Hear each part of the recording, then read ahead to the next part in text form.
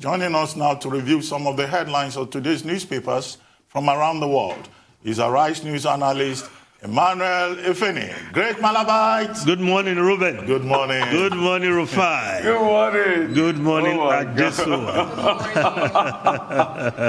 Now, let's start the review with this day newspapers, Nigeria's newspaper of records.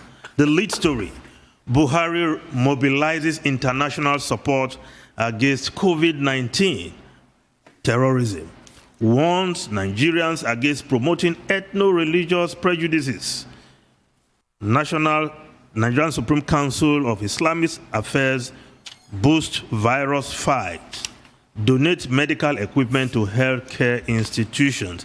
Yes, President Buhari striking the right note there when he received some ambassadors that indeed the fight against terrorism needs to be one that is supported by one and all across the globe.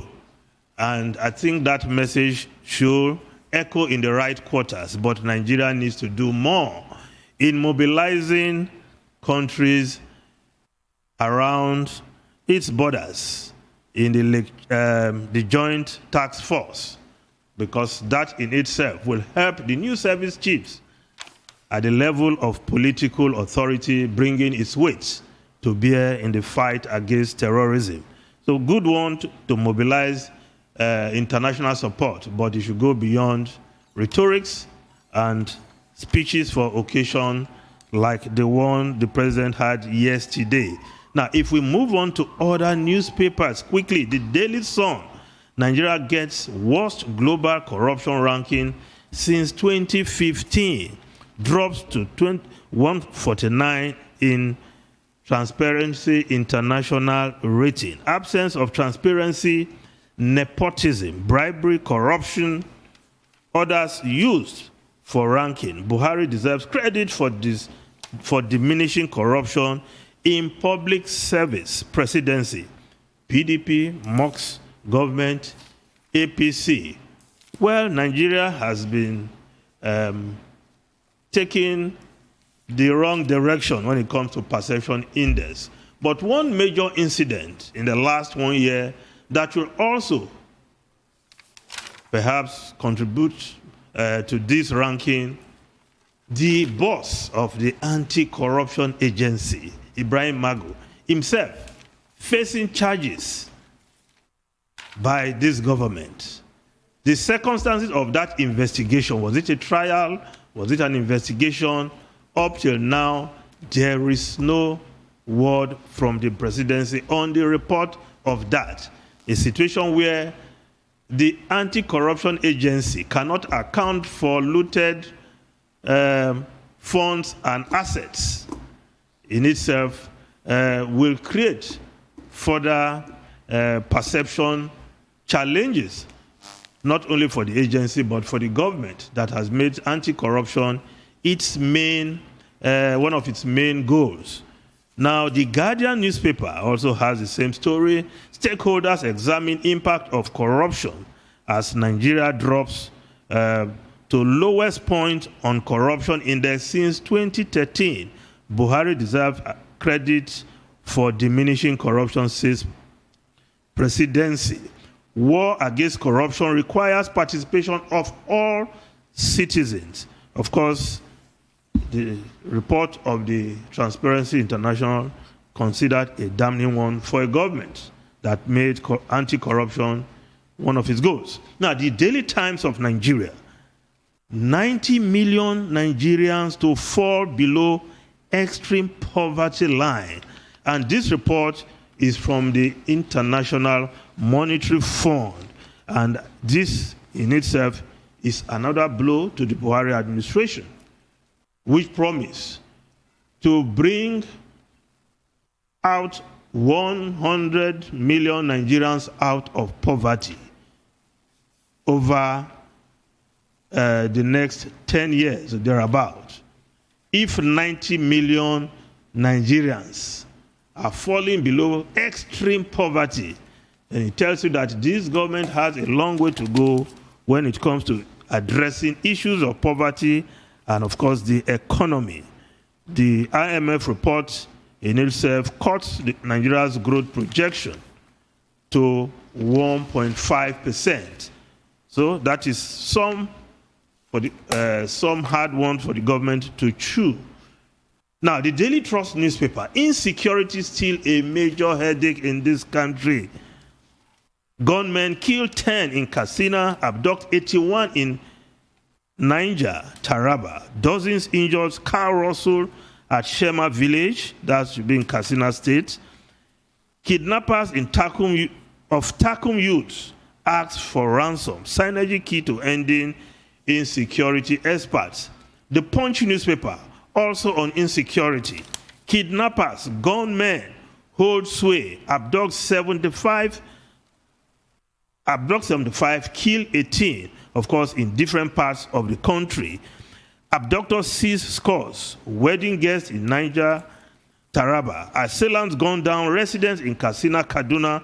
Suspected cultists storm Delta communities, kill 5. Insecurity all over the place. Now, the Vanguard newspaper, farmers' herders clashes, Southwest governors Afenifere blast Sharia Council over ranching. Igongon attack. You failed to arrest Igboho, Sarakin Fulani, tackles police, says 7 of his relations were killed. 2 corpses still missing. Igboho has no right to issue eviction notice to herders, Falana. Ogun Assembly calls for Amotekun takeoff. Declare killer headsmen as a terrorist group. Now, that's a call being made in the Vanguard newspaper. Now, the Daily Independent newspaper, Southwest governors move to reposition Amotekun, how security outfits derailed from original mission. It must not be derailed by Nigerian factor, says Afenifere. Of course, the News Direct newspaper, PIB, Senate pushes for reduced cost of crude oil production. And of course, the New Telegraph newspaper, PIB, protect our investments. Oil producers tell National Assembly. Senate seeks cuts in crude production cost. CSOs, host communities brawl, reject bill. Host come. Bill puts us at oil firms' mercy. Now, the foreign newspaper, quickly, the Guardian newspaper of the UK. EU could block millions of COVID vaccine doses from entering UK. Vaccine nationalism, of course, amid shortages within the UK itself. Brussels moved to deal with shortages, carries row over supply. Now, millions of doses of corona vaccines could be blocked from entering Britain from the EU because, of course, the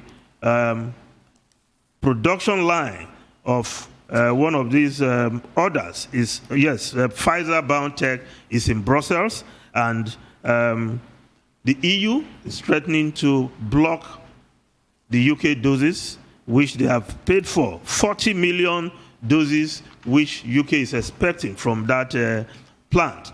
But the voice of reason, the independent newspaper of UK, Blair, nations must work together on vaccines. The former Prime Minister calls for cooperation as Oxford doses row escalate. Yes, he is calling for the world to create global capacity, and I think world leaders should take note. Global capacity to develop and distribute vaccines within weeks as the mutant version of COVID-19 emerge. So warning that the vaccine is smarter and swifter than us, and as such, new approach is needed to make the global community keep pace with the rate at which this coronavirus is affecting countries and individuals. Now, the Washington Post, animals mounts inside Capitol. Enemy is within, says Nancy Pelosi, the speaker. Now, fears of violence from Trump supporters grows. Open hostility broke out among Democrats and Republicans as on Thursday, amid growing fears that domestic violence, among fears of violence and domestic terrorism among Trump supporters, former President Trump supporters, who are still raring to go in their violent ways. Ruben, Rufai, and Adesua. Well, I don't know where you want us to start from, but maybe we start from the natural space, which is the front page of this day, about President Buhari mobilizing international support against COVID-19 and terrorism. Well, that's a no-brainer. It's an enlightened position to take. The WHO has always been calling for international cooperation, because even if the developed countries are able to take care of their own interest, the world is interdependent.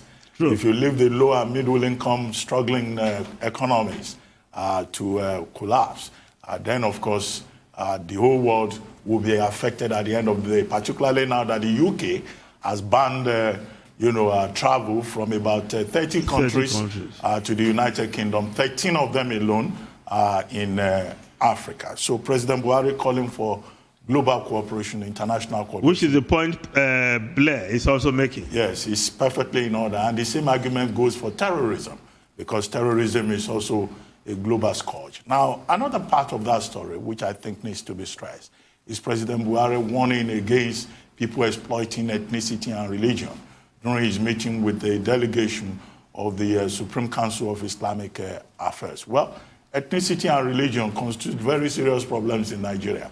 And I don't know whether a time will ever come when the people or the political leaders will not exploit ethnicity or religion. I mean, we have a most recent example.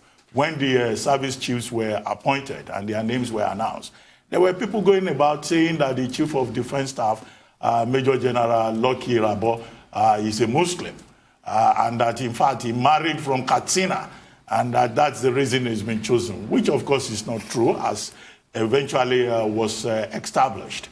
The man is a Christian, he's even an assistant pastor in a church. The wife is Ika, like him, from the Agbo area. But some people were circulating that information just to find a way of forcing ethnicity and religion into it, and to give the impression that all the new service chiefs are Muslims, and that is not true. And the kind of sentiments that we attach to religion and ethnicity, those sentiments are responsible for many of the problems that we have in this country.